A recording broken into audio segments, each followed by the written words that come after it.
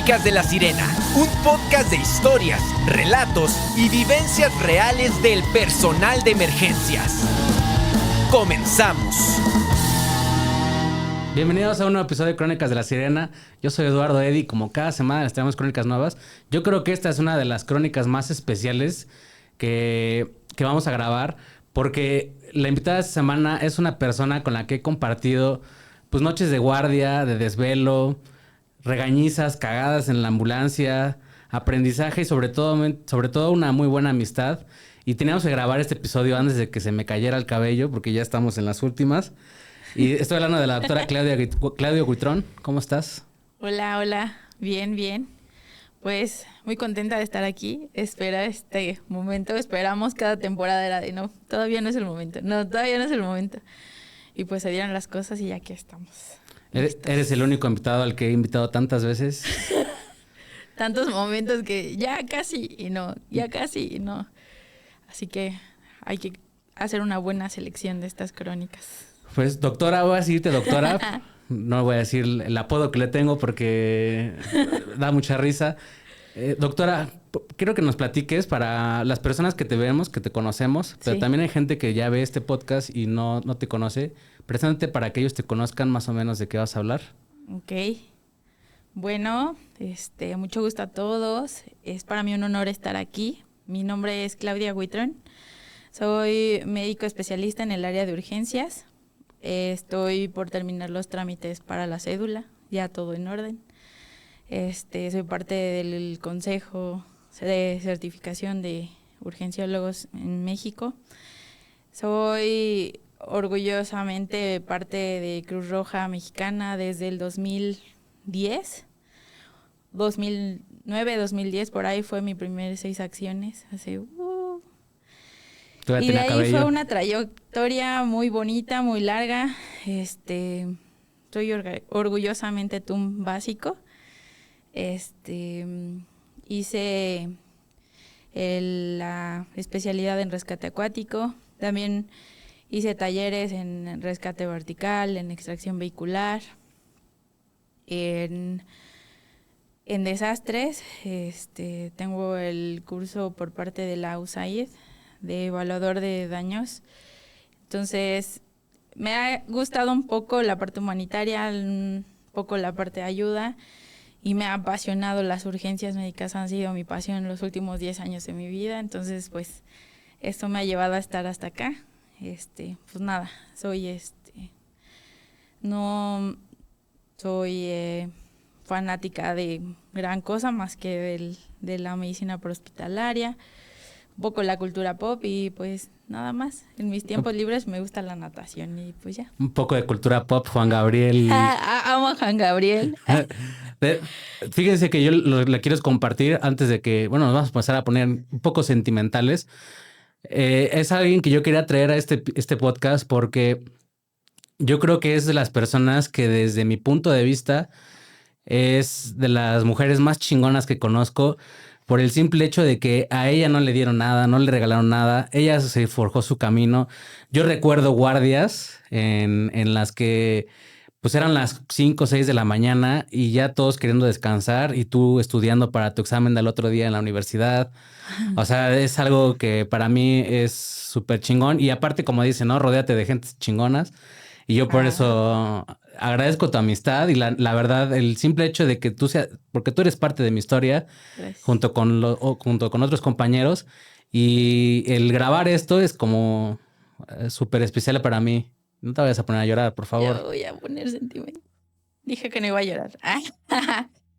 Sí, la verdad es que nadie, como que a todo el mundo que le digo eso, como que todo el mundo no me cree mucho. Fue un camino muy largo porque pues yo empecé por ahí de la prepa a estudiar música. Me encantaba el área de música, entré a la banda de música. Yo he pertenecido siempre toda mi vida a la educación pública. Le debo a México mi educación porque desde el kinder estuve en el Centro Escolar Morelos, que es una escuela pública en la ciudad de Puebla. Su mayor orgullo de esa escuela pues es la banda de música, ¿no? Entonces yo me metí a la banda de música, me encantaba, ahí descubrí lo que es pasión, lo que es disciplina, ahí era donde te forjaban mucho eso de prepárate, prepárate, prepárate, ¿no? Para el último año ofrecen un viaje a Pasadena, California con la banda de música. Pero antes de esto tuve la fortuna de irme con la misma banda de música a otra gira a Europa. Entonces estaba muy cortito el tiempo entre una y otra. Y pues mis papás ya no tenían dinero, ¿no? Entonces fue de, pues no, mijita, ya te fuiste a uno, pues ahora aguántanos, ¿no? O sea, este año no vas a ir a ningún lado.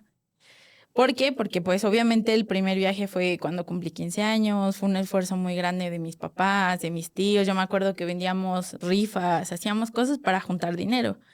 Juntamos, logré irme, pues ya no, había sido como mi mayor esfuerzo y mi mayor logro y pues no, ya no había como pensar otro viaje, ¿no?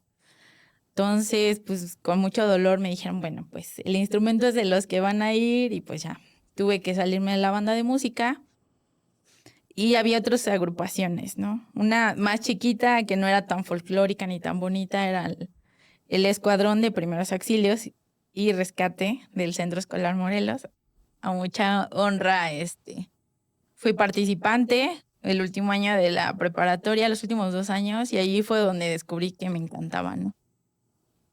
Qué arrastres, qué vendajes. Yo decía, ¿qué es esto? O sea, no es nomás un curita, no es nomás... Y me descubrí yo haciendo o dando más por el escuadrón que por la prepa, ¿no? Entonces, una vez una de mis mejores amigas me dijo, yo quiero estudiar medicina.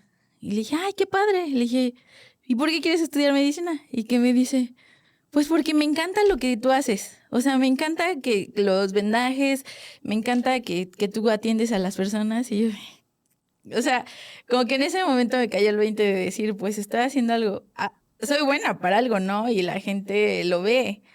Y eso recuerdo que en ese momento fue algo que me marcó mucho para decidir mi carrera y decidir hacia dónde quería ir. Pasa el tiempo, me gradúo, quería seguir estudiando en la UNAM, presenté el examen de admisión. Son 2, uno en febrero y uno en agosto, por ahí, 2 fechas. Entonces hago el primero, me quedo a unos puntos de entrar y dije, pues a medio año, pues paso porque paso, ¿no? En ese entonces ya era yo medio ñoñis, ya era de 9 y 10, ya era de estar estudiando y dije, no, hombre, ya, esto me lo como en 4 meses, estoy adentro. Pasaron cosas, mi mamá se enfermó y en una de esas me dijo, si tú quieres estudiar medicina, en donde sea, lo vas a hacer bien y vas a ser buena. No es necesario que te vayas lejos ahorita y pues si me pasa algo voy a estar preocupada por ti y ya. Entonces, pues eso como que me marcó, dije, ok, pues tienes razón, o sea, puedo hacer lo que me gusta y hacerlo con la gente cercana, con la gente que pues está a mi alrededor, ¿no? Entonces, pues ya decidí entrar a la UAP, pero obviamente el lapso entre una y otra era muy largo, la rebeldía de la edad. Me peleé con mi papá, me acuerdo mucho que dije, yo no que le voy a pedir nada, así nada, no me importa que ya no estudie. Entonces ya no quiere estudiar y me metí a trabajar a una zapatería que está en el Boulevard 5 de Mayo, casi en el desnivel de San José. Sí. Ajá. Y entonces mi abuela vivía a la vuelta del hospital de Cruz Roja. Entonces yo me iba a comer, caminaba y empezaba a ver que salían a correr unos chavitos con su uniforme ahí de su peto, así como este peto así. Y decía, bueno, pues ya me habían platicado de que aquí era escuela, ¿no? Y dije, pues me voy a anotar. Y así fue como un día llegué y pregunté y me dijeron, sí, ya sabes, trámite burocrático. Sí, ¿qué quiere? Quiere, hacer cosas, el 6 acciones es el sábado, hay que tomarlo y hay que venir a inscribirse. Sí, está bien. Ya, llegué al siguiente sábado a tomar un 6 acciones y a inscribirme sin saber nada, sin esperar nada y sin saber pues qué era lo que iba a marcar el rumbo de mi carrera el resto de mi vida, ¿no? Llegué y el conocer a gente que tenía cierta permanencia en un lugar, pues fue algo muy bonito. Era como un grupo muy chido de chavitos que querían todos participar y todos colaborar y que nos ponían, y ahora arrástrense de aquí a allá y ahí vamos todos juntos. Y ahora hagan una pirámide y ahí estamos. No, que tú agárrame, no, que yo agarre. Y Nunca ahí se me va a olvidar la formación mariachi. Y ahí todos juntos, ¿no? Todos ahí en media luna. Órale, formación mariachi. ¿Qué pasó? Que igual era una disciplina. Dentro de toda esa disciplina que se vivía ahí en la escuela, ¿cómo le hiciste para combinar? O sea, ¿qué fue lo más difícil de combinar esa disciplina de la escuela o aparte de la escuela ya en la ambulancia con tu carrera? O sea, ¿qué fue lo más difícil de sacar esas dos al mismo tiempo? Ay, híjole. Yo creo que lo más difícil era como empatar los tiempos y cumplir con los dos lados, ¿no? Por ahí dicen que el que sirve a dos amos con alguno queda mal y yo siempre quedaba mal con la escuela. Con los dos, ¿no? Con las dos. No, me pasó mucho en la escuela. Eso hizo que fuera muy largo el camino para terminar la licenciatura porque era como que ya llegaba tarde. Había un servicio. Te quedabas dormida. Ah, sí, los servicios de las 6 de la mañana. De las 6 de la mañana que salía y siempre era el chivito aparte. Siempre era la volcadura. Siempre era un accidente comprensado. Siempre era algo así a las 6. ¿No? Yo ya sabía que tenía clase a las 8 y pues que iba a estar toda tronada o estaba desvelada. Según yo tomé la clase de dermatología porque era de las más difíciles, así con el mejor doctor a las 8 de la mañana. Porque yo decía, a esa hora llego porque llego y no me duermo. Total que un día antes del examen yo dije, me voy a sentar adelante, ¿no? Pero era un doctor ya muy grande de edad y ponía su diapositiva y apagaba las luces. Y todo encerradito, con su voz calmadita. En medicina de emergencias aprendemos algo muy rápido. Lo más peligroso no siempre se ve. A veces el peligro está en el ambiente. En hospitales o industrias o espacios confinados puede haber la presencia de gases tóxicos o inflamables sin que nadie lo note. Combustibles, variaciones de oxígeno, monóxido de carbono o sulfuro de hidrógeno y a veces el cuerpo no avisa a tiempo. Cuando el entorno no está controlado, el riesgo se multiplica. Por eso existe el Draeger Exam 3500. Un detector multigas para monitorear un campo capaz de medir hasta 4 gases, con alarmas visuales, acústicas y de vibración. Su señalización por colores es directa: rojo cuando hay alarma, verde cuando está listo para usar. Y para no entrar a ciegas, integra una bomba interna que permite usar sondas de hasta 45 metros y medir a distancias antes de avanzar. Además, puede cambiar rápidamente entre modo difusión o modo bomba. Usas la bomba solo cuando la necesitas. En emergencias, esa claridad y esa rapidez hacen la diferencia. Medir antes de entrar no es exageración, es profesionalismo. Y la prevención no es miedo, es respeto por la vida. Este episodio es posible gracias a Draeger, tecnología para la vida. Regresamos al episodio. Después del frío de la guardia. Después de la guardia, empezó a hablar y yo me quedé bien dormida. Pero hasta adelante, entonces me acuerdo mucho que cayó a todos y de momentos todos empezaron a aplaudir bien fuerte, ¿no? O sea, el doctor les había dicho que aplaudieran para que me despertara. Y ya cuando abrí los ojos todos me estaban aplaudiendo y el doctor también y se empezó a reír. Y ya que me dice, no, sálgase. Me corrió de la clase, no, ya me sentí muy mal porque dije, no manches. O sea, él no sabe como todo el esfuerzo que yo tenía para llegar a ese momento, pero pues tampoco era como que le iba a decir, ¿no? Ni le iba a llorar. En ese momento pues pudo más mi orgullo y me salí y dije, ahora paso porque paso, ¿no? Y ahora me puse a estudiar y así. Y a veces creo que era más como mi orgullo de que decía, no, es que no puedo reprobar, no puedo sacar esto porque ni modo que el otro güey de junto de mí pueda más que yo, si yo ya veo pacientes, siempre ha sido como mi orgullo, como mi parte de decir, no, o sea, si yo ya veo pacientes, ellos ni saben checar la TEA, yo ya canalizo, siempre como que eso me pudo mucho, entonces a veces la regaba así, más de una vez tuve que pedir ayuda porque era como, oye, no, pues es que pásame tú hiciste el examen, qué viene, o así, ¿no?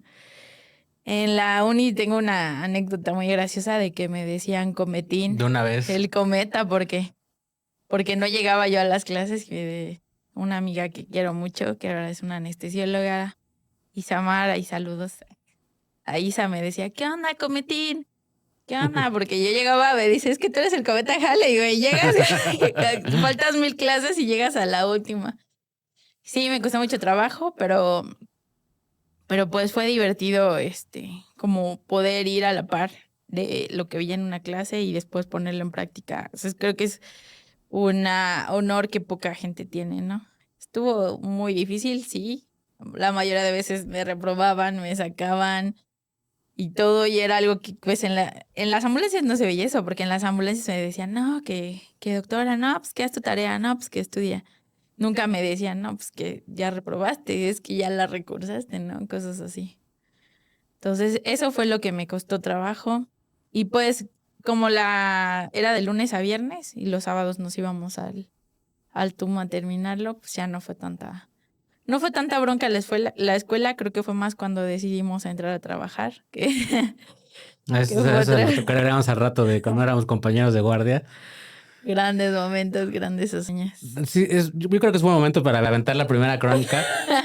El primer servicio que nos tocó, pues buen servicio que nos tocó recién graduados, ¿te acuerdas? El prensado en Perote. No, pero hay que dar el preámbulo. El preámbulo es que en las ambulancias siempre decíamos, no, que la ambulancia la consentida, ¿no? Mi consen, ¿no? Entonces cada chofer de ambulancia, cada 04 tenía como su ambulancia preferida, ¿no? Y en ese entonces nos tocó con un viejo lobo de mar, el Roy Gómez, era nuestro 04, saludos. Él se acordará, ojalá deje un comentario de nuestra primera regañiza. Hay que etiquetarla. Sí. Sí, el rondamón. ¿Sabe? Él decía, no, que mi chata, no, dejen a mi chata, así le decía a su ambulancia. Y era el más patón de esa época, ¿no? El que más le pisaba y pues nosotros me dices, yo me acuerdo mucho que me decía, vamos con el Roy porque ese va a llegar primero, no sé qué, yo de, no manches, Lalo, órale, vámonos. Y ahí vamos, ¿no? Con él. Y él, aparte, él no escogía a cualquiera, o sea, como que tenía así como que cierta preferencia porque subieras tú, porque pues decías, échame la mano, ya te conocía desde chavito y decía, bueno, está bien, a ver, órale, Lala. Se sube Lala a la ambulancia y empieza a pegarle ahí en el tablero había una estampa de Cruz Roja, había un rótulo y empieza a pegarle a la cruz. ¡Órale, el chidito, el chidito! Uno no cree en esas cosas, pero hasta que te pasa. Hasta que te va. Sí. Y en eso, ubíquele, prensado. Y ahí vamos, sí, vamos, chata, vamos. Ahí venías todo bien emocionado en el camino. Y el Roy empieza a pisarle en la pista, ¿no? Durísimo. Me acuerdo que en una de esas salimos volando y caímos como en un vado de neblina. Y ahí fue cuando dije, no manches, ya no sé. Ahí ya me empezó a entrar el verdadero miedo, por no decir la palabra con Q.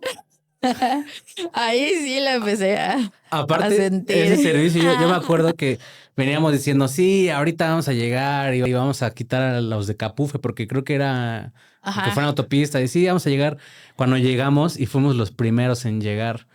Y todo lo que aprendimos en la escuela, absolutamente todo, se nos olvidó. Los dos como así, pues recién saliditos, pollitos. Yo creo que habíamos tenido que como un mes de salir de la escuela. Menos, porque yo no recuerdo haber tenido un servicio así en la escuela. O sea, sí, no. Pero pues dejas a alguien más que tome las decisiones, ¿no? Siempre ibas con un JS y tú ibas como atención. Aprendiz, ¿no? Como y atención. En esta ocasión nos tocó a nosotros. Y éramos ya los grandes, ¿no? Sí. Yo me acuerdo perfectamente de esa escena. La vagoneta volteada en 2 ruedas. Sí. Y no hicimos nada, ¿no? O sea, le hicimos todo mal. Nos metimos al coche sin el coche estabilizar. Ajá. ¿Te acuerdas que salí con la espalda llena de líquido cefalorraquídeo y del paciente que estaba... Es que pues estaba me acuerdo más o menos que era el conductor. El prensado conductor. Ajá, y el copiloto, que ya había fallecido en el asiento, pero como estaba de lado, estaba arriba. Y estaba colgado. Y estaba colgado con el cinturón. Entonces nosotros queríamos sacar al chofer, que era el que estaba abajo. Lo queríamos estabilizar y no podíamos. Y luego queríamos estabilizarlo. Nosotros dos nos metemos sin casco, sin estabilizar el vehículo. O sea, sí, a la buena. Todo mal. Todo mal en ese servicio. Me acuerdo, ya me acuerdo que es la primera vez que canalizamos a alguien real, en una escena real en donde no había luz. Me acuerdo que nos estábamos alumbrando ahí con una lamparita que tenías en tu Una casco, algo pupilera, así. una Ah, pupilera. una pupilera, o sea, sin luz, todo sucio porque había tierra, vidrios, todo. No teníamos torniquete, nada, un guante así. Queríamos canalizarlo, no traíamos muchos punzos. Y pues el señor para colmo así súper peludo, ¿no? Entonces no se veía la vena, no se palpaba la vena. Estaba obviamente lesionado, con choque, todo mal. Y me dices, no, pues inténtale canalizar. Le doy una, le digo, no, te digo, no, Lalo, yo no puedo, tú inténtale. A ver, trae, me dices, trae. Y ya en eso, pues yo veo el botiquín y digo, no, ya nada más hay 2 punzos. Me pasa el primero. O sea, todo mal, desde revisar el No, material, todo todo mal. mal, O sea, todo imagínense mal, o sea. esta cosa, lo peor que te puede pasar, lo peor que puedes hacer, todo eso hicimos. Sí, todo. Sin revisar el equipo, sin tener el equipo de seguridad. Todo mal. Lo intentamos canalizar y no le das con el punzo. Me acuerdo que era, no sé, un 18 pon tú. Lo único que ya teníamos, ya no teníamos otro y no le das. Y me dices, no, ya lo tiras y yo, no inventes. Pero tú estás tan metido en el paciente que ni me volteaste a ver ni nada, ¿no? Y me dices, ya tengo la vena. Órale, pásamelo, ya canalízalo. Estás tú canalizándolo, me pides el punzo, y yo veo el botiquín que no hay nada y solamente veo un punzo, pues un punzo 14, que para los que saben de esto es un punzo de un gran calibre. Normalmente casi no lo usamos porque pues las venas no lo aguantan, es muy grueso. Te lo doy, entras, le das, te da retorno súper bien. Y en eso le metes la solución y se empieza a ponchar la vena. ¿Y tú? ¿Qué hiciste? ¿Qué punto me pasaste? Y yo con mi cara. ¿Y tú? ¿Qué punto me pasaste? Y yo, pues, era el único que había un 14, ¿no? Y él, no mames, güey, todo mal. Es que sí, no. Y aparte, lo mejor de todo, lo que nunca se me va a olvidar del servicio es que ya después llegaron más ambulancias, ya hicieron lo que debíamos haber hecho, el sistema de comando de incidentes, ya hicieron todo bien. Y a la de 1000, yo creo que han de haber dicho, yo recuerdo perfectamente cómo salí de, bueno, nos pasaron al paciente, a nosotros, y todo mundo de todas las corporaciones nos veían y nos hacían así de, no, estos güeyes, no. Y eso a mí se me quedó muy grabado, la verdad. Y después dije, no me va a volver a pasar. Me puse a repasar lo que tenía que repasar. Pero sí te acuerdas del camino de regreso, veníamos de, no, Huitrón, no, Lalo, no, veníamos, pero mal. Todo el mundo nos pendejeó, todo el mundo. A lo que quiero llegar con esto es que, pues, a los chavitos que nos lleguen a ver que están empezando, es normal, o sea, te gana hay veces que te gana tanto la escena, porque la verdad fue una escena catastrófica.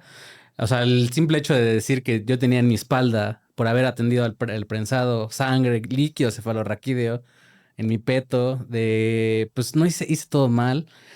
Pero ¿qué tal después el siguiente servicio, el siguiente prensado que nos tocó?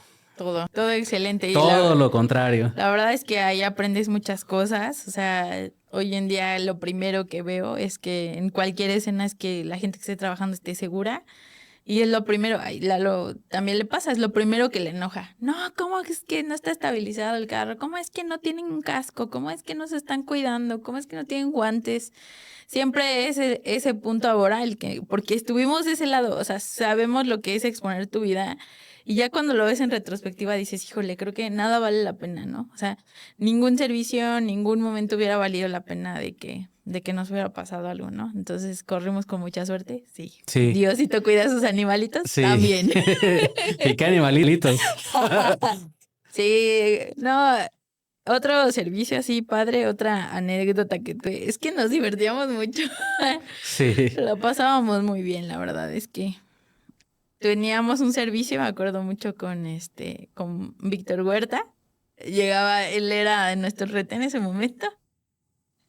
Y me acuerdo muy bien, era la época de que un restaurante muy famoso vendía alitas en promoción, ¿no? Y costaban $2 ese día, porque era martes, una cosa así, en promo. Era los lunes. Y todos sacando nuestros, no, ya. Y el Víctor, vamos a pedir 60 alitas. Y todos, no, es mucho, ¿no? Estábamos Víctor, tú y yo, ¿no? No, es un chorro, no las vamos a sacar. Ah, sí, no las acabamos, ¿no? Pedimos alitas y todavía me acuerdo que pidieron hamburguesas. Chiste es que estábamos todos indigestados hacia el término. Y, y empieza el Víctor. No manches, Víctor, qué asco. Tiró un eructo, ¿no? Y en lugar de que tú le dijeras algo, otro eructo. Y yo, no inventes, viejos puercos. Y en eso ya atrás, se volvió una Se guerra de armó una eructos. guerra de eructos. Yo creo que, ¿sabes quién ha de haber sufrido más de todo eso? El pobre paciente que le tocó subirse y luego, después. espérate, justo cuando yo estaba más concentrada la nube de todo, pero no lo percibíamos, estaba abierta la puerta, ¿no? Y en eso, unidad 291, ubíquele, por favor, servicio igual, paciente grave, ya vamos. Y no sé, estaba cerrada allá atrás, no tenía ventilación, no sé, pero olía esa cosa, ¿no? No, de verdad. Veníamos vomitando, no sé. No, ya cuando trasladamos al paciente ya no sabía si olía el paciente, olíamos nosotros. Sí, ya le quitábamos el tenis para ver si era él el que le olían feo en los pies o eran la nosotros. ambulancia, éramos nosotros. Fíjate, ahora quiero regresar de nuevo a tu historia.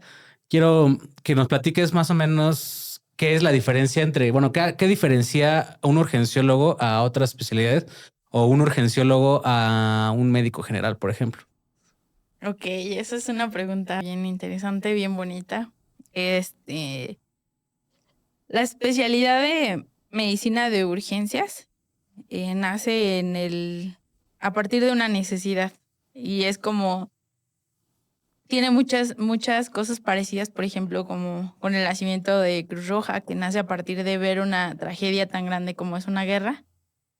Aquí en el 85 en México surge un terremoto catastrófico que hace y obliga a toda la población a salir, y así como obliga a la población, obliga y reta a todos los sistemas de salud. Obliga a que los médicos salieran de los hospitales, porque los hospitales estaban pues igualmente destruidos, no había lugar para atenderlos a los pacientes y tampoco los médicos estaban capacitados para atender sin una enfermera que canalizara, sin alguien más que le dijera, sin una radiografía, ¿no? O sea, ahí es cuando se dan cuenta que en el área de urgencias necesitan a alguien específico para eso. Entonces, en el 85 viene ayuda internacional a México. México solicita ayuda internacional porque se sale de control y de las manos del sistema de salud. Nace la protección civil también y en México, y a la par, al llegar ayuda internacional, llega ayuda de Suiza y Francia, quienes ofrecen y ofertan un curso de especialización en urgencias médico-quirúrgicas para los médicos mexicanos. Entonces, en ese entonces, el presidente pues solicita a un grupo de médicos que inicie el proyecto, se van, capacitan y traen la especialidad en el Hospital Balbuena en el 85 a la primera generación de urgenciólogos. ¿Cuál es la diferencia? Un urgenciólogo debe tener un perfil de médico general. No existe la palabra de médico general, es licenciatura en medicina. ¿Y por qué ha llegado a decirse general? Porque el médico tiene que saber de todo. Tiene que saber diagnosticar niños, adultos, enfermedades crónicas, tiene que atender urgencias, etc. Pero el perfil de este médico es un médico que termina la licenciatura y que se dedica 100%, 3 años más de su vida, a poder resolver problemas en el área de urgencias, en el cual a tomar decisiones cuando la vida de un paciente corre riesgo y está a punto de fallecer. Esa es la especialidad, ¿no? Dicen por ahí que las urgencias son los 5 minutos más interesantes de todas las especialidades. Y sí es verdad. O sea, un urgenciólogo tiene que saber resolver hemorragias obstétricas, embarazos, partos en el momento de la urgencia. Tiene que aprender a resolver acidóticos, comas diabéticos y también traumas, amputaciones, hemorragias. Todo en los primeros 5 minutos. O son las decisiones más críticas y en ese momento necesitas a la persona, pues yo creo que mayormente capacitada para resolver problemas en ese momento. Esa es la especialidad. En un inicio se tomaba como un propedéutico para la subespecialidad de terapia intensiva, pero al darse cuenta que los urgenciólogos era la gente que resolvía en la primera línea, pues ¿para qué quieres meter a una sala de intubados de 4 pacientes, 5 pacientes, a alguien que necesitas en una sala en donde hay 120 pacientes?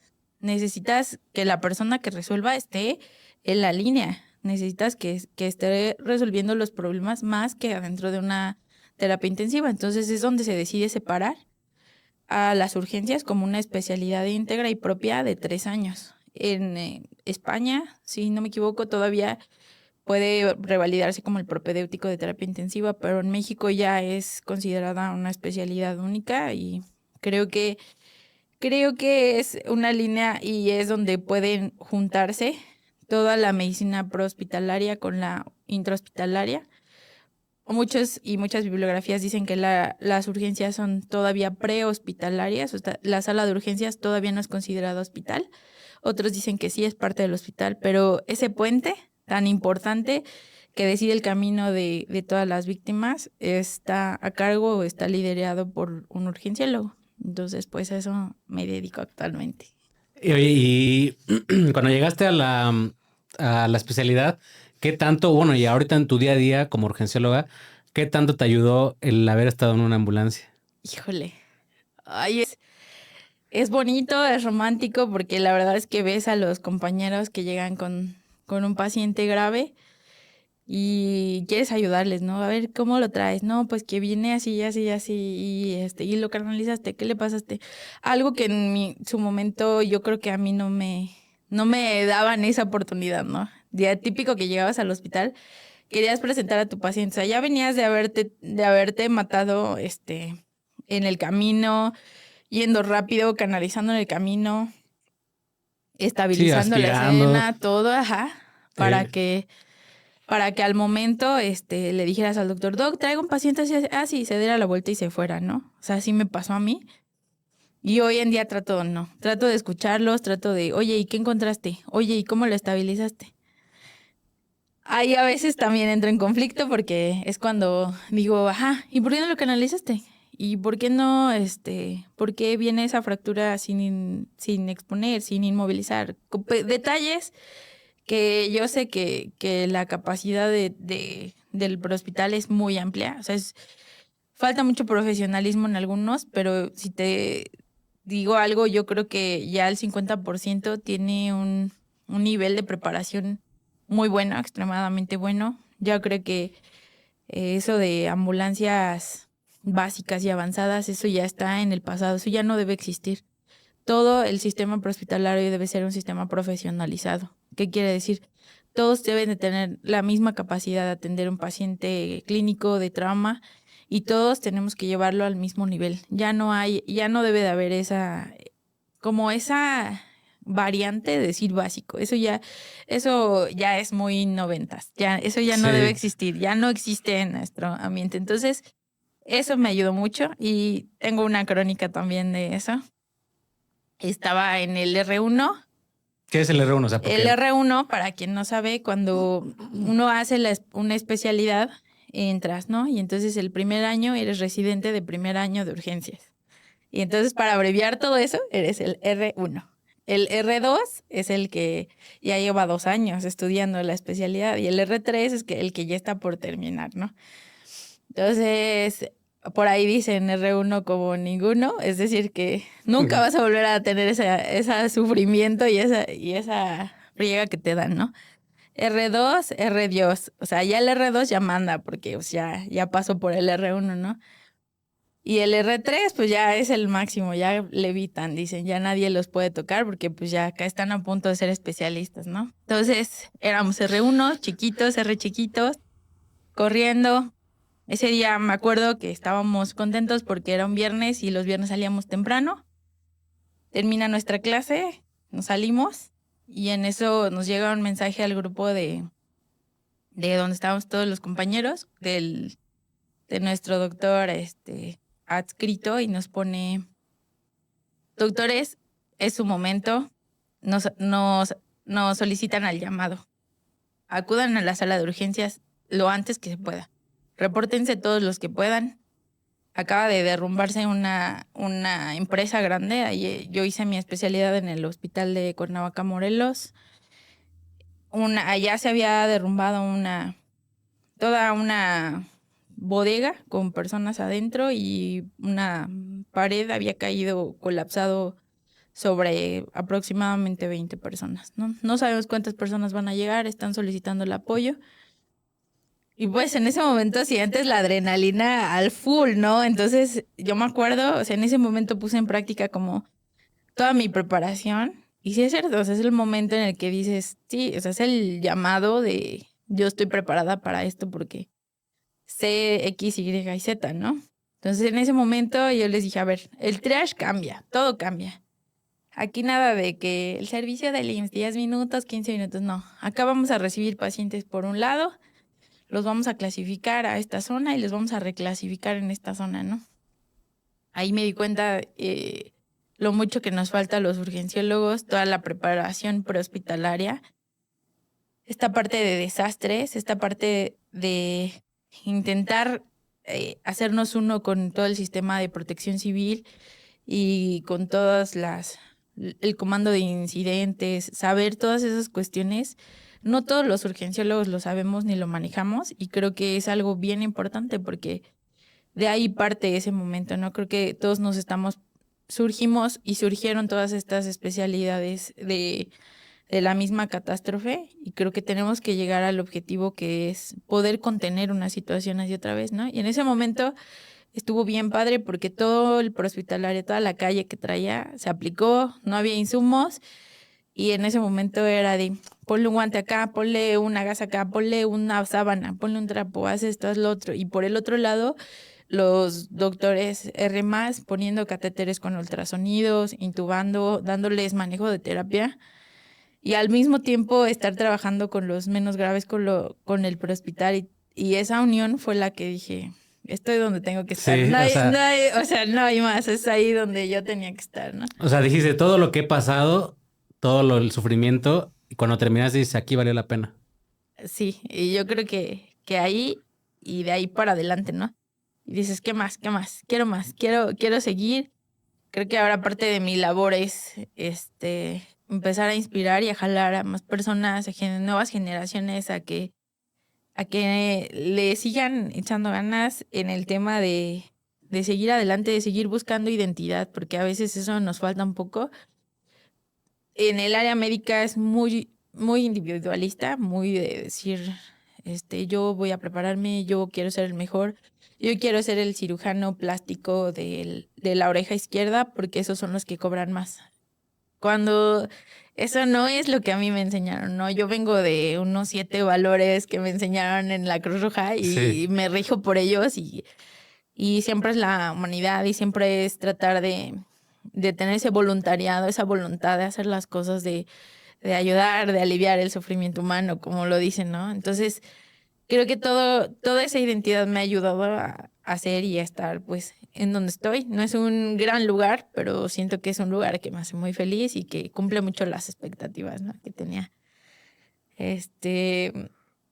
Hay como esas experiencias, otras más. Pero Esas ahorita las vamos a platicar, porque quiero hacerte una pregunta. Mira, yo me pregunto, ahorita que estabas hablando de lo que es ser urgencióloga, bueno, cómo nació la especialidad. sí.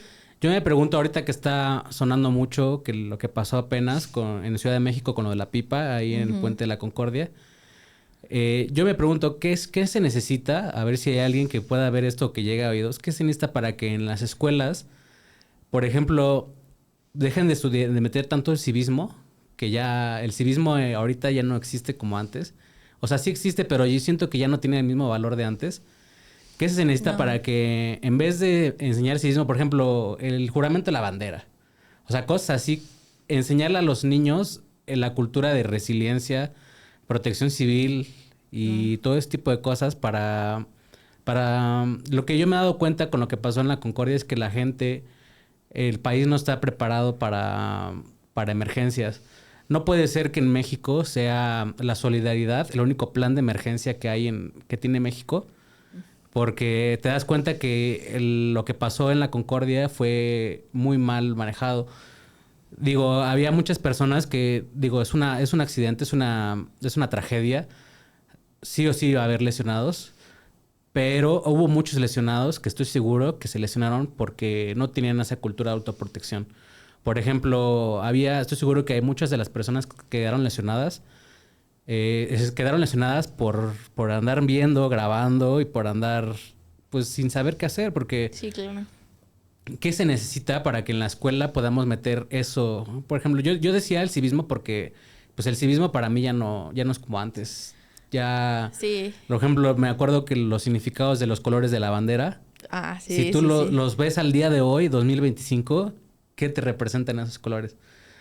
O sea, yo lo hago porque a lo mejor digo esto porque a lo mejor va a haber alguien que pueda ver este video y nos comente, que diga, ¿sabes qué? Tienes razón. O alguien que sea experto, porque yo no soy experto en ¿cómo se dice? No es salud, es de los estudiantes, es en ¿Educación? educación pública. Yo no soy un experto, pero a lo mejor va a haber alguien que sí, que nos pueda orientar en ese entonces. Pues mira, yo creo que es un tema muy largo y como puse en ejemplo yo, en algún momento hubo unos principios que hoy en día me dan una identidad y me dan un rumbo.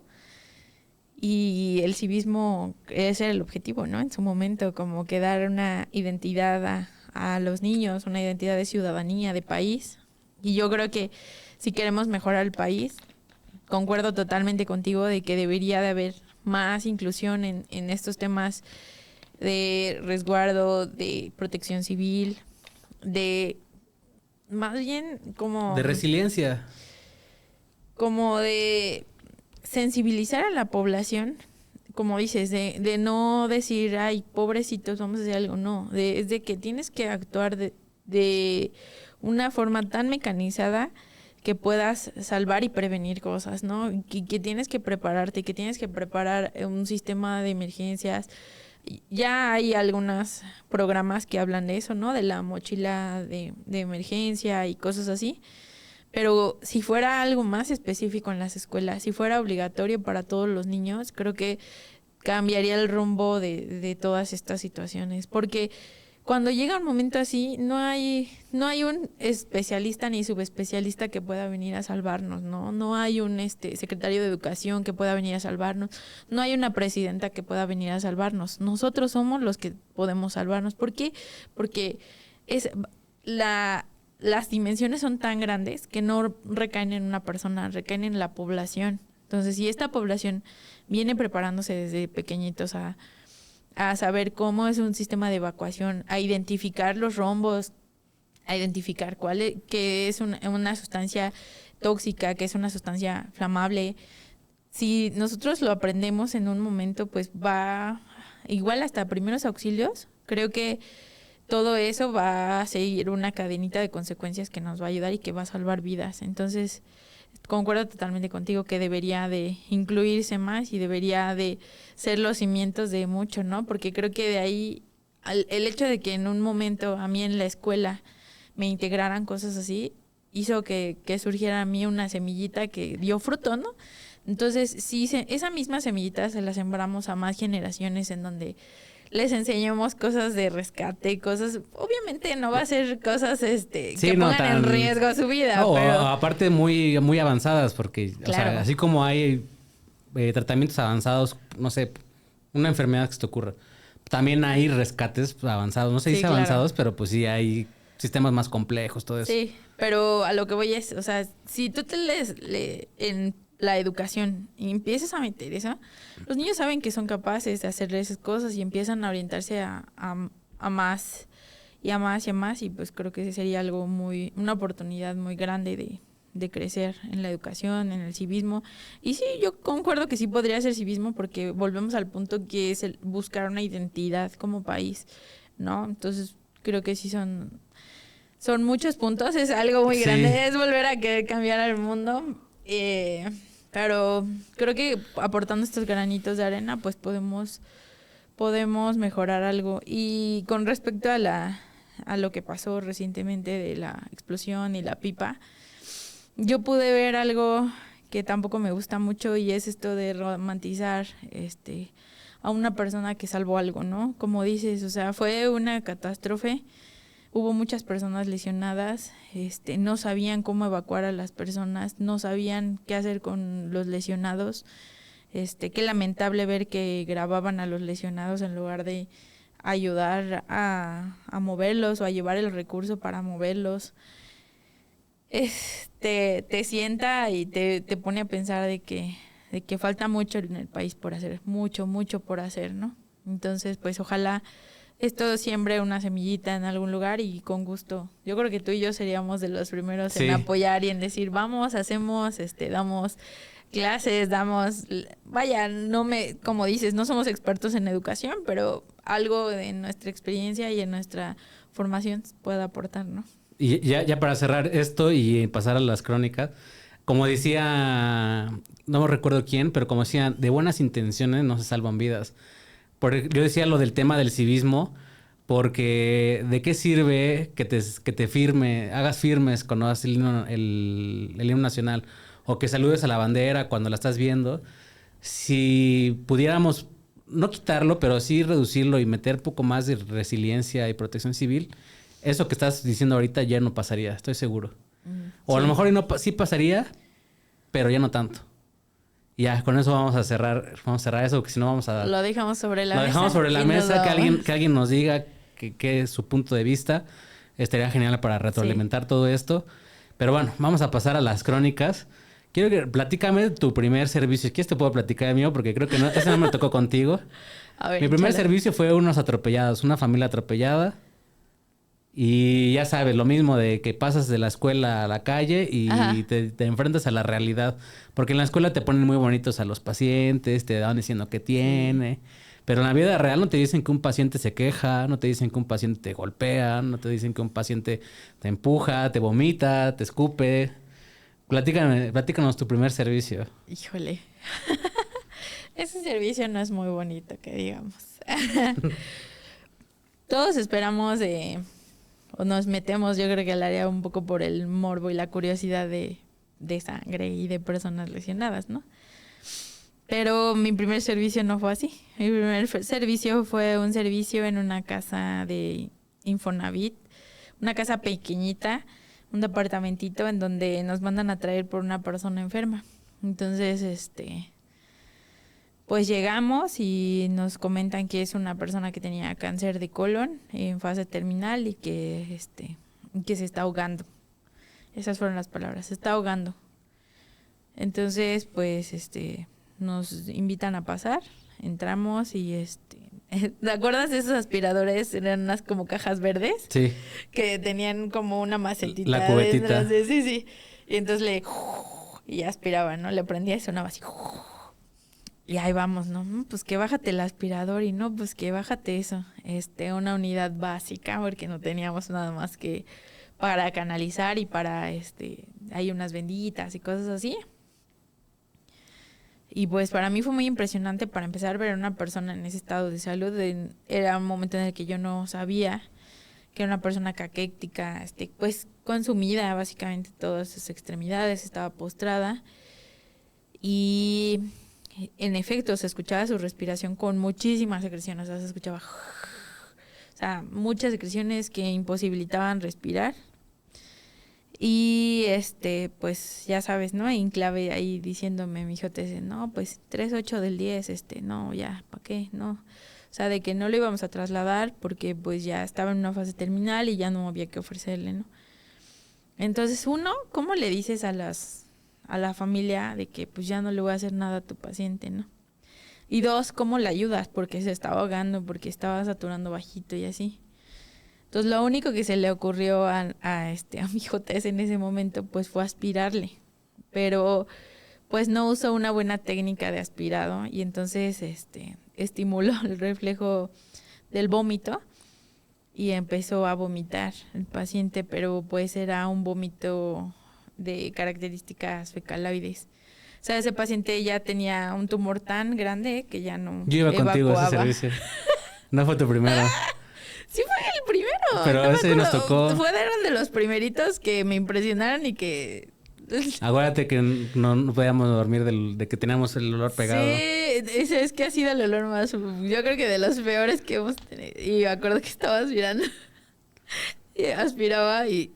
Sí. Y ya estaba arqueando, ¿no? Y según nosotros muy profesionales, y ahí estaba con los ojos así llorosos y intentando aspirar al paciente.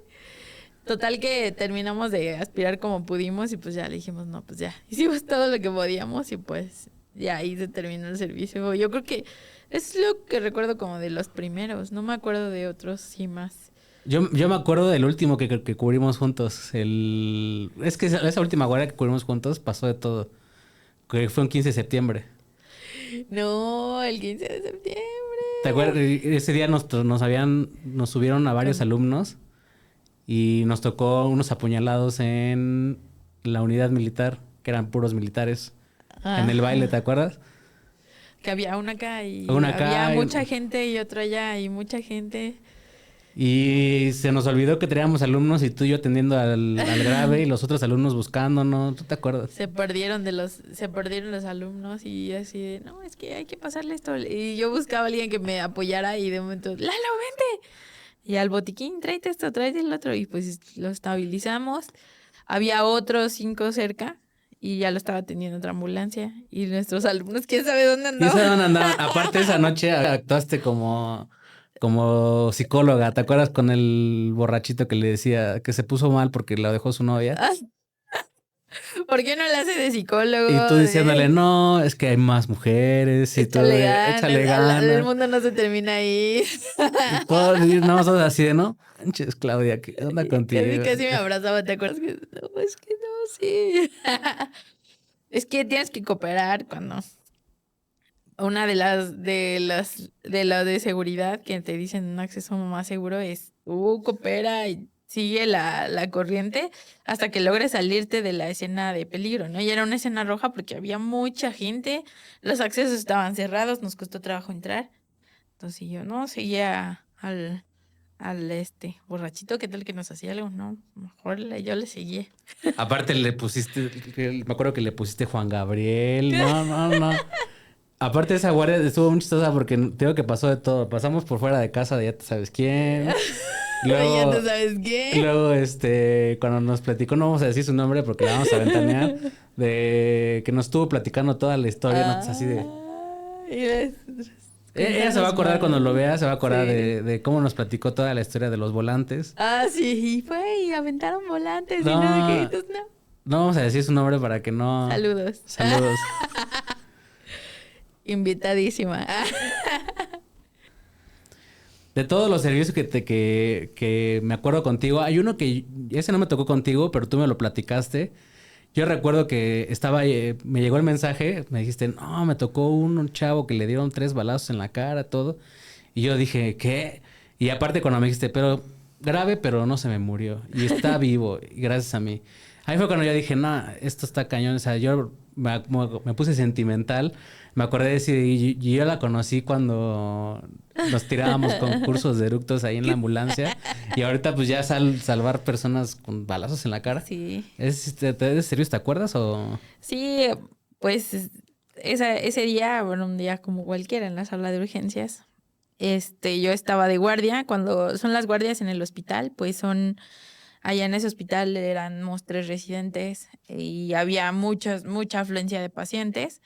Yo estaba a cargo de la guardia. Llega un paciente con una herida de arma de fuego en el muslo. Pero obviamente pues cuando llega el paciente lo triajean y tocan un timbre de que va a pasar un paciente a choque. Entra ese paciente, lo meten y por aquí entra ese paciente.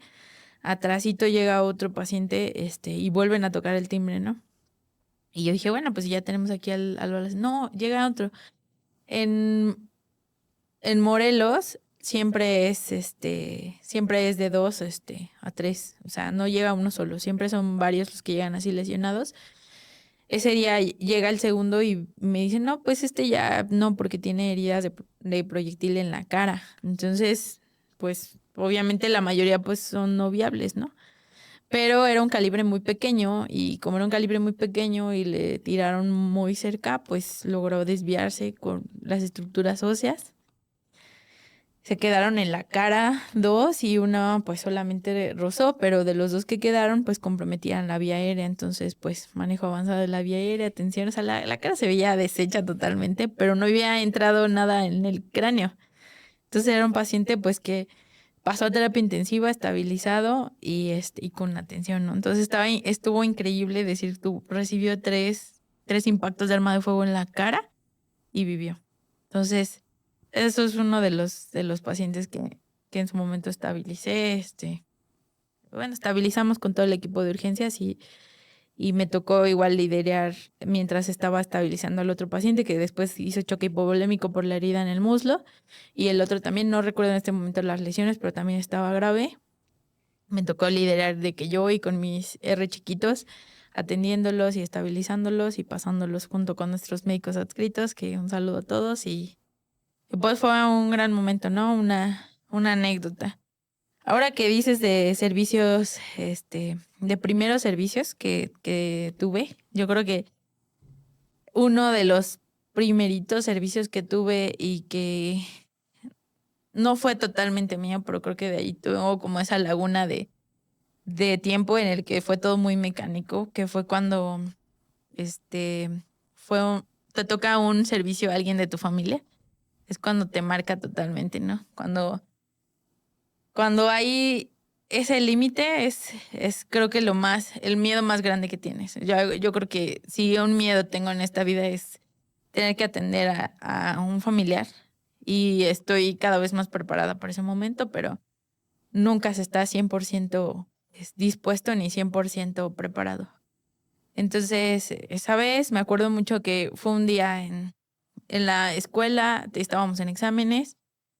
Me fui, no tenía yo guardia y me fui a la biblioteca central, que era una biblioteca que acababan de abrir y que nos dejaba estar toda la noche. Entonces ya era de noche, estábamos estudiando y me marca mi tía, oye, tu tío está muy mal, está pálido, le duele el pecho, no sabemos qué hacer, vente para acá. Unos buenos amigos estaban cubriendo ese día, les marco y les pido el apoyo, ellos ya sabían que vivían, en donde vivía mi tío. Y les digo, adelántense, los alcanzo y ya voy para allá.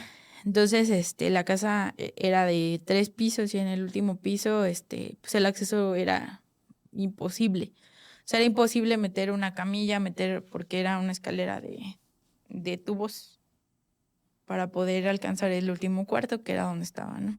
Entonces, estaba teniendo una angina importante, estaba diaforético, dolor torácico, hipotenso, empezó la atención. Yo tengo un tío que en paz descanse que fue médico, lo empezó a atender. Llega la ambulancia, lo empiezan a atender mis compañeros y cae en paro. Empiezan a dar reanimación. Yo estaba del otro lado de la ciudad, venía en el camino y en el camino por teléfono me hablan y me dicen, estaba muy mal, le estamos dando RCP.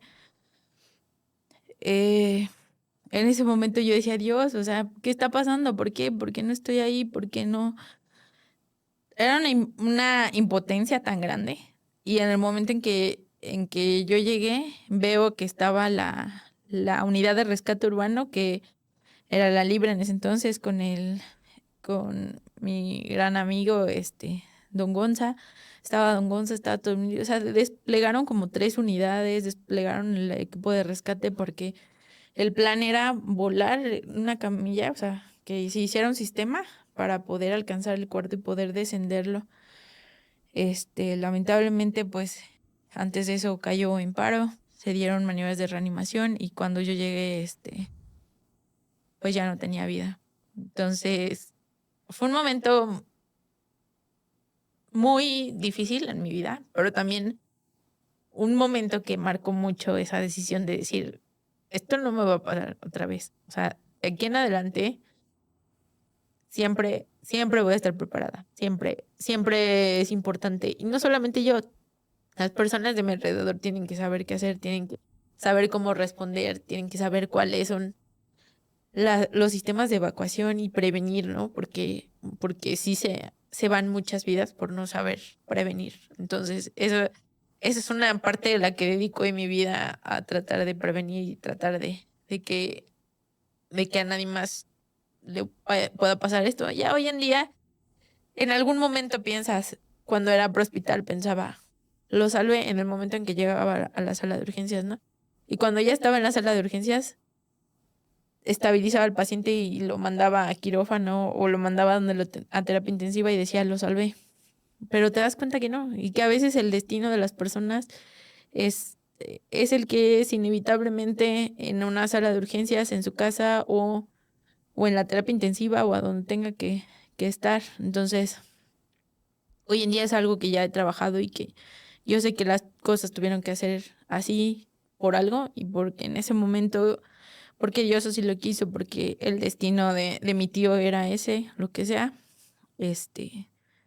y no había nada que lo pudiera cambiar, ni siquiera la atención más avanzada, ¿no? Pero si al menos lo que está en nuestras manos podemos mejorarlo y prevenirlo, creo que esa es como la misión que hoy tengo, hoy en día. Creo que ese es el servicio más fuerte. Es la primera vez que lo he platicado, así, tan abiertamente. Creo que incluso ni contigo lo había platicado así. Porque ese día me acuerdo que cuando llegué, los encerré a mis dos compañeros, a mis dos amigos. Los encerré en la ambulancia y les dije, ¿qué pasó? O sea, ¿qué pasó? Llegaron ustedes y lo encontraron vivos. ¿Qué pasó? Y pues me explicaron, yo no entendí. Me dieron 2 minutos, bajaron, perdón. Bajaron de la ambulancia y yo me acuerdo que en la ambulancia, pues empecé a patear, a llorar, pues sí, a renegar de todo lo que había sido para mí algo de lo que estaba orgullosa y dije, no sirve para nada. Entonces estaba yo tan enojada, pero toda mi familia estaba afuera y en ese momento me necesitaban, ¿no? Entonces todo mi dolor y todo lo guardé, así, en una cajita. Salí con mi bomba y mi estetos a checarle la presión a mi mamá, a checar a mi abuelita, a ver que todos estuvieran bien. Y creo que eso fue algo que marcó mucho mi carrera a lo largo de la historia, ¿no? Pues yo creo que esa es una crónica muy fuerte que me va a seguir y la recuerdo con todas las enseñanzas que me dejó. Ahorita que estás que platicaste esta crónica, creo que es un buen momento porque tú me dijiste que no te dejara olvidar la crónica con Héctor Sánchez. Ya sé que es un poco difícil, pero pues quiero que la platiques porque yo siento que Héctor sí fue una persona muy importante para nosotros, nos enseñó muchísimo. Fue una muy buena persona con nosotros. Son todos recuerdos súper especiales porque el compachi. El compachi. Eran personas que llegaban y te hacían de buenas la guardia. O sea, llegaban y, ¿cómo estás, compachi? ¿Cómo estás? Véngase, doctora. Y me saludaba y a veces uno tenía como ciertas rivalidades con las otras agrupaciones prehospitalarias, ¿no? Yo me acuerdo que en ese entonces él se reincorporaba a Cruz Roja y trabajaba también con Capufe. Entonces, como que yo tenía ciertos límites, decir, estos son de Capufe y así, ¿no? Y conforme pasaban las guardias, como que se iba haciendo más ameno la experiencia. Y él me decía, no, doctora, tú échale ganas. Y yo le decía, no, pues es que yo no soy doctora. Y me decía, no, claro, ¿cómo no? Sí vas a hacer, échale ganas. Y ¿cómo no? Tú tienes que salir adelante, sí o sí. Cada guardia era como una plática tan motivacional que salía ahí con las ganas de decir, tengo que hacerlo, ¿no? O sea, él me decía, yo no tuve la oportunidad de estudiar más, pero estoy contento con lo que hago y te voy a compartir todo lo que pueda para que salgas, porque como te dije antes, o sea, fue una carrera muy larga porque pues yo estaba trabajando y a veces pues no te dan las ganas, no te da el esfuerzo y y te desanimas. Y él me decía, no, a ver, ¿qué necesitas? No, pues que ahora tengo que estudiar. Órale, vámonos a donde hay internet. Me acuerdo que buscábamos donde había el wifi gratis para el internet. Vámonos, órale. Ya así durmiera en el Paseo Bravo, base 1. Así durmiéramos en el Paseo Bravo, pudiéndonos regresar a las camas. Me llevaba y me decía, órale, ponte aquí, hay internet, órale. Hazte tus plataformas y órale a trabajar. ¿Ya cenaste? Me decía. Y yo decidí, ya sabes que cuando era quincena, que tacos, que alitas, ¿no? Pero cuando terminaba la quincena era, híjole, y yo decía, si gasto ahorita en cena, pues mañana no va a tener para la escuela, ¿no? Y pues yo decía, no, pues mejor me lo aguanto, ¿no? Y Héctor nunca me dejaba así, que terminara la guardia sin un café, sin un taco, y no lo hacía con intención de otra cosa, ¿no? Simple y sencillamente era porque me decía, tu misión es importante, no lo olvides. Y eso era algo que a mí me podía mucho. Entonces me decía, ahorita yo te voy a invitar a ti, pero vas a ver que el día de mañana tú me vas a invitar a mí. Ahorita yo te invito, pero tú me vas a invitar, siempre será su frase, tú me vas a invitar, no, ya. Y yo tenía una deuda muy grande con él, porque decía, no manches, yo cuando trabajé voy a ir a buscar al Compachi, y no, hombre, voy a invitar unos camarones al Compachi, ¿no? Porque sí, y ese era uno de mis gustos, y eso era uno de mis anhelos que ahora será una deuda eterna, porque pues se nos adelantó, pero creo que en el camino he encontrado gente muy buena, que gracias a esas pequeñas porras y gracias a esas pequeñas ayudas, logré muchas cosas que ni yo me esperaba lograr. Por eso es alguien que le guardo mucho cariño y mucho agradecimiento. Ahorita que dices eso, me acuerdo el Lalo diciéndote, deja de andar de Britney pelona y enfócate. Sí. Sí, siempre nos decíamos, ya, deja de estar en el drama y órale, a salir adelante, echarle ganas. Eran momentos difíciles y como te digo, o sea, yo me acuerdo que para los que sepan en Puebla, en la Facultad de Medicina, daba contra esquina con una Aurrera. Yo me acuerdo que siempre guardaba 20 pesitos, ¿no? Que eran 10 pesitos para mi camión y 10 pesitos pues para ver qué salía, ¿no?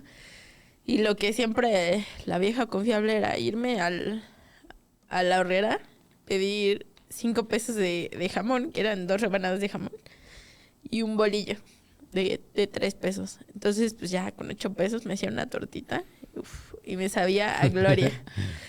Entonces, pues son cosas que te forjan carácter y que sí cuestaban, ¿no? Y que nadie sabe el trasfondo de todo lo que cuesta llegar a donde estás y pues y que hoy quiero que esto sirva para que si hay alguien allá afuera que ya quiere tirar la toalla, alguien que diga, no, o sea, me está costando un chingo, ya mejor bye.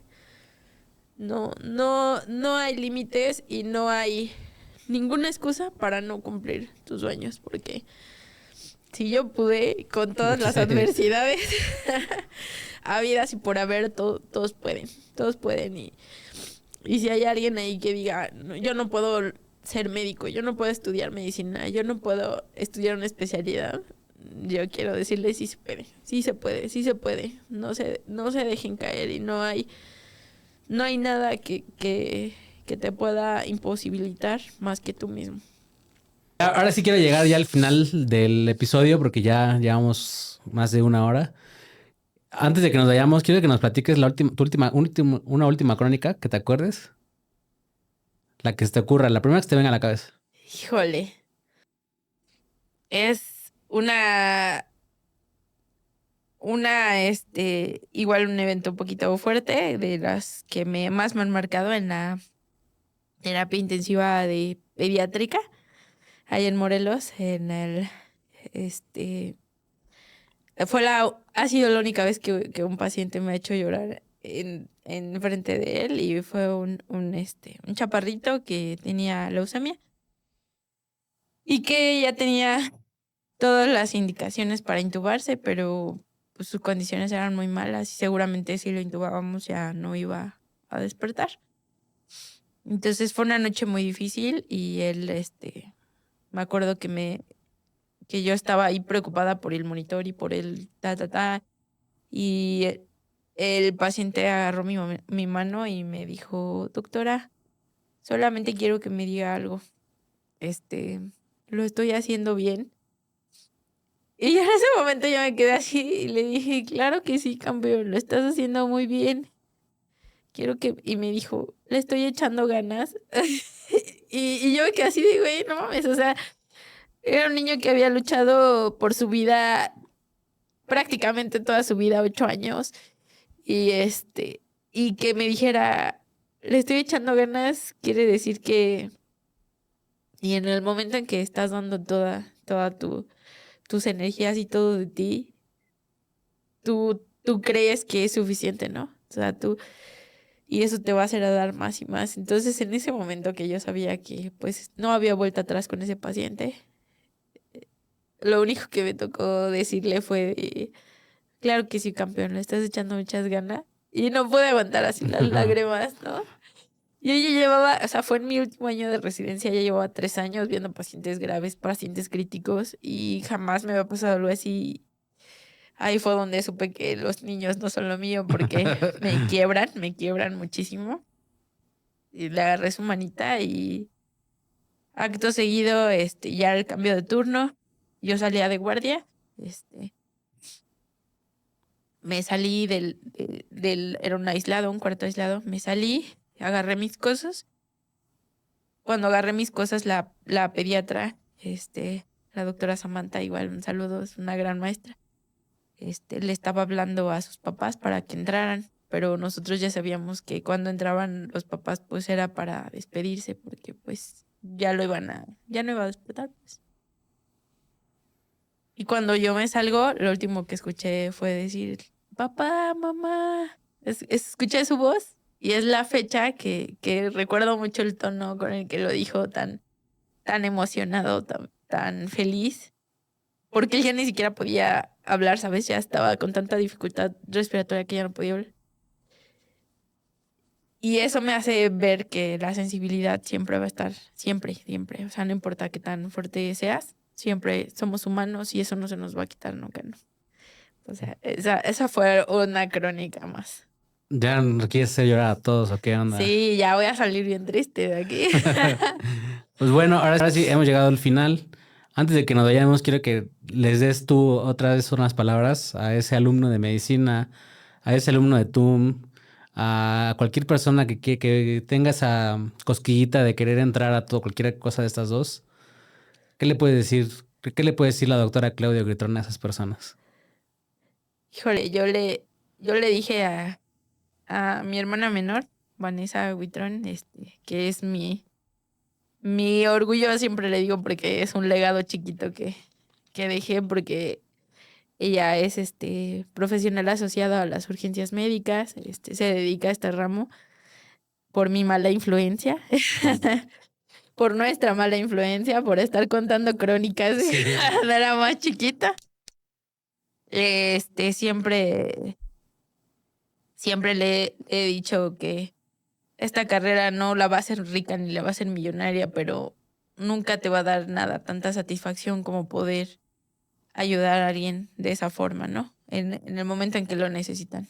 Y ya todos allá afuera les digo, ya lo dije hace un rato y lo repito, no hay límites más que tú mismo, y siempre va a haber, así como hay gente del camino que no te pela, que te trata mal, que lo que sea, va a haber mucha gente que es gente escalón, es gente que te va a poner la mano así para que puedas escalar al siguiente, ¿no? Entonces, busca a esas personas y no te dejes caer. Siempre va a haber, Lalo lo ha sido muchas veces en mi vida, un escalón en el cual, ¿qué haces ahí? Y órale, y a base de groserías, de cómo nos llevamos, órale, levántate, nada, que vete a estudiar y órale, ¿y qué? ¿Ya acabaste? ¿Y qué? ¿Para cuándo? Y siempre es un gran apoyo y pues quiero agradecerte porque siempre ha sido una amistad paciente, una amistad que ha estado a pesar de la adversidad y a pesar de los años. Y pues siempre el camino y esta carrera te va a dejar muchas enseñanzas, pero tu amistad ha sido una de los grandes tesoros que me ha dejado. Yo voy a llorar también. Pues, ahora sí, hemos llegado al final. Ahora sí. Sí. Antes de que ya terminemos, quiero pedirles por favor que pues, compartan esta información. Ya saben, la pregunta que dejamos hace rato de lo del civismo, que la contesten, suscríbanse, denle like, compártanlo en sus grupos de familia. La campanita es muy importante. Y pues nada más, yo soy Eduardo Eddy. Yo soy Claudia Huitrón. Y esta fue una crónica más de Crónicas de La Sirena. Eso es todo. La guardia de hoy ha terminado. Síguenos y escúchanos cada semana. Crónicas de la Sirena es una producción de Mayday y Creativos Sonoros.